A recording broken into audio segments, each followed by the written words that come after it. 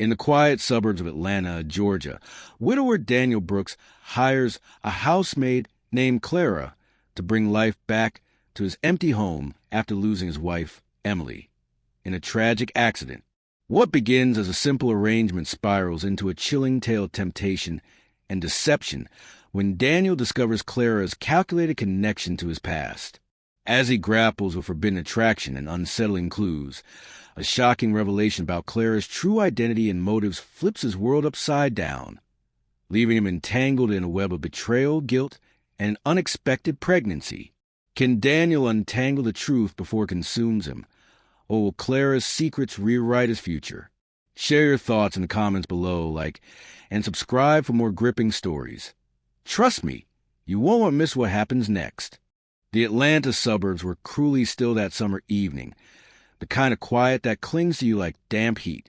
Daniel Brooks sat in his leather recliner, staring out the bay window of his two-story colonial home. The streetlights flickered, but his eyes saw nothing. His mind was lost in the echo of Emily's laughter, her jasmine-scented hugs, and the screech of tires from the accident that stole her 3 years ago on I-85. The house was a mausoleum now. No kids, no warmth, just a hum of central air and memories that refused to fade. His sister, Lauren, had been blunt. Hire someone, Dan. You're not living. You're just existing. So he posted an ad for a housemaid. Not for love, not for healing, just to make the house feel less like a grave. Clara arrived the next day, unannounced, like she'd been waiting for the call. Her knock was soft but deliberate. When Daniel opened the door, he froze. She wore a simple sundress, but her curves demanded attention, her presence both gentle and commanding. "Good evening, Mr. Brooks. I'm here for the job," she said, her voice smooth, her smile practiced. Daniel let her in, unsure if it was instinct or desperation. She smelled faintly of lavender, and her steps were too quiet, like she already knew the house's creaks. She stood in the foyer, hands clasped, waiting for instructions. Something about her calm unnerved him, but he brushed it off. Grief plays tricks, he told himself. Clara settled in too easily. She cleaned without fuss, cooked meals Daniel hadn't tasted since Emily. Perfectly spiced chili, cornbread just the right shade of golden.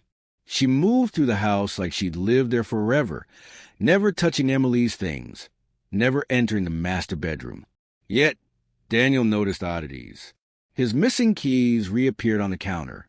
A photo of Emily was tilted slightly, then straightened the next day. Clara never asked about his wife, never pried, but her silence felt heavy, like it was hiding something. One morning, Daniel caught her staring out the kitchen window, motionless, her face blank as a mannequin's.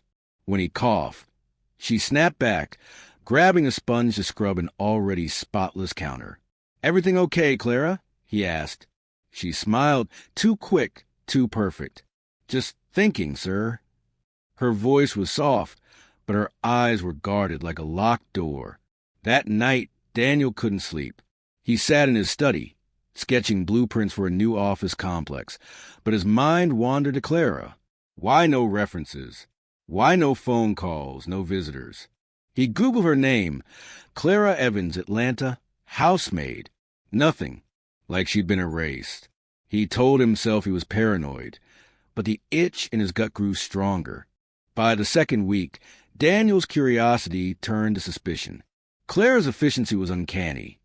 She knew where everything belonged, even Emily's old recipe book, tucked away in a drawer Daniel hadn't opened in years. He started watching her closer. Her movements were graceful, almost choreographed, like she was performing for an audience of one. At night, he heard faint footsteps, slow and rhythmic, pacing the downstairs hall. He began locking his bedroom door, though he couldn't say why. One Sunday, sipping coffee on the back porch, Daniel watched Clara hang laundry. She didn't hum, didn't chat, just worked with a quiet intensity. He whispered to himself, "Who are you, Clara?" Her name felt like a question he wasn't ready to answer. He tried asking about her past, where she grew up, her last job, but her answers were vague. "Macon," she said once. The family moved away. No names, no details, just dead ends. Then he found it. Emily's journal, tucked on a shelf, slightly askew. Clara had no reason to touch it, yet the pages were worn, like someone had flipped through them. He asked her casually, "Do you read much, Clara?" She nodded, her smile thin. "When I have time, sir."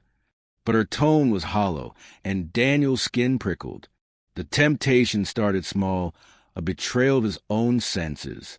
Clara's presence filled the house in ways Emily's memory no longer could. The way her dress hugged her hips as she dusted, the faint lavender scent lingering after she passed. It stirred something in Daniel he thought was dead. He hated himself for it, for noticing her, for feeling alive when he wanted to stay buried in grief. But Clara was there, always there, her quiet confidence pulling him in like a tide. He fought it, avoiding her when he could, but the house was too small, her presence too loud. One rainy evening, the power flickered out. Clara brought him a flashlight, her fingers brushing his as she handed it over. The air crackled. Neither spoke. Then, without warning, their lips met, soft, then desperate. When it ended, Clara adjusted her dress and left the room silent. Daniel sat, heart pounding, guilt clawing at him. He told himself it was a mistake, a moment of weakness. But it happened again in the kitchen, late at night, no words, just need. Afterward, Clara grew colder. She was still polite, still perfect, but her eyes were different, less warmth, more calculation. Daniel felt it, the shift, like he'd crossed a line he couldn't uncross. He started noticing more. Her phone, always silent, never lit up. The way she stood on the porch at midnight, whispering to no one. The meals she cooked, Emily's favorites, down to the exact seasoning. How did she know? He never told her. The truth came crashing in one evening when an old friend, Tom, stopped by. They shared beers, reminiscing about Emily's days at the architectural firm, where she'd been a rising star. Clara brought snacks, and Tom's face froze. "Wait, is that Clara?" he asked, voice low. Daniel frowned. "You know her?" Tom nodded, uneasy. She worked at the firm, admin desk, always kept to herself, but she had this thing about Emily, watched her like a hawk. Daniel's blood ran cold. Clara, connected to Emily? She'd never mentioned it. That night, he couldn't sleep. He dug through Emily's old work files, finding a group photo from a company retreat. There in the back was Clara, arms crossed, staring at Emily with a look that wasn't friendly. His stomach churned. This wasn't coincidence. This was planned. He started piecing it together. Emily had mentioned a co-worker once, someone who seemed to resent her success. "She looks at me like I took something from her," Emily had said. Daniel hadn't thought much of it then. Now it was a scream in his head. Clara had worked with Emily, envied her, and now she was here in his home, in his bed. Why? Desperate for answers, Daniel waited for his chance. One morning, Clara left her phone on the counter while she showered. It buzzed, and against every instinct, he grabbed it. A WhatsApp chat labeled Notes caught his eye, a diary of sorts, messages to herself. He scrolled, heart racing, and found it. He doesn't know. "I worked with Emily. I watched her take everything, clients, promotions, him. I loosened the brake line that night. It was easy. She was distracted on her phone. Now I'm here, living her life. He kisses me, but it's not enough. I want him to love me." Daniel's hand shook. The phone slipped to the table. Clara had tampered with Emily's car. She caused the accident that killed her. And now she was here, playing house, stealing what was left of Daniel's life. He backed away as the shower stopped, his mind a storm of rage and fear. Clara emerged, towel-wrapped, smiling. "Breakfast, sir?" she asked, oblivious to his horror. He nodded, unable to speak, his eyes locked on her. She was a murderer, a manipulator, and he'd let her in. Days later, Clara dropped a bomb. "I'm pregnant," she said, her hand resting on her stomach. her smile soft but triumphant. Daniel's world collapsed. Pregnant? His child, tied to her, the woman who killed Emily. He wanted to scream, to run, but he was paralyzed. She continued, "It's yours, Daniel." A fresh start. That night, he confronted her. "I know everything," he said, voice shaking. "Emily, the brakes, your messages." Clara's smile faded, her fingers twitching. Then softly, "I didn't come to hurt you. I just wanted to be loved like she was." Her voice cracked, but Daniel saw no remorse, only desperation. "This baby," she said, "it's innocent. It's ours." He stared at her, torn between justice and the unborn child. Could he raise it? Could he forgive? The house felt like a trap, every corner laced with betrayal. Clara packed a bag the next day, leaving a note, "I'm sorry. I'll go, but the baby is yours." Daniel sat alone, holding Emily's photo, the weight of the future crushing him. The stars offered no answers. Daniel sat on the porch, cigarette smoke curling into the night. Clara was gone, but her shadow lingered, her confession, her pregnancy, her crime. He thought of Emily, her dreams of a family, now twisted into this nightmare. Could he love a child born of betrayal? Could he seek justice without destroying an innocent life? The story wasn't over.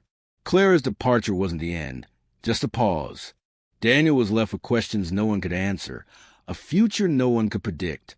In opening his home to heal, he'd invited in a ghost with a grudge, and now he carried the weight of her sins and his own. What would you do in Daniel's shoes? Can a child born from such darkness ever find light? Drop your thoughts in the comments, and subscribe for part 2. You won't believe what happens next.